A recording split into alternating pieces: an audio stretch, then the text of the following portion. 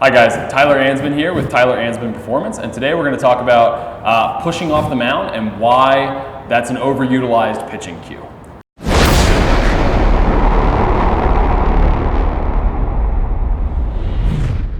Okay, so when you talk about pushing off the mound, what you're doing is you're making pitching completely force or muscle driven, which force and muscle strength are absolutely important pieces to any athletic movement, and that includes pitching.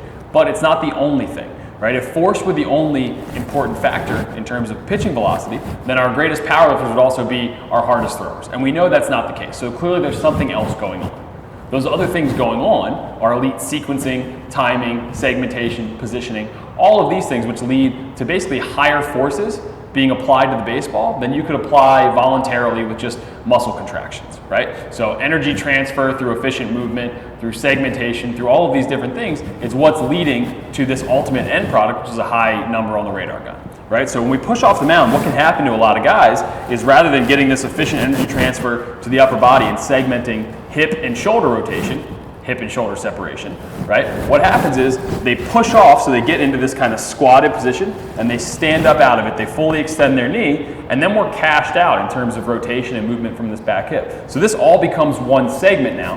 Everything rotates together. We don't get the advantage of that elastic stretch across our upper body. We don't get the advantage of delaying shoulder rotation, and then we don't get that high velocity shoulder rotation that we know is associated with higher ball velocity.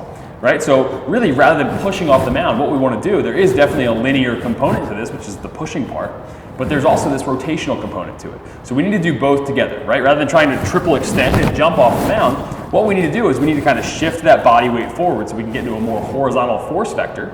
From there, we're going to rotate those hips.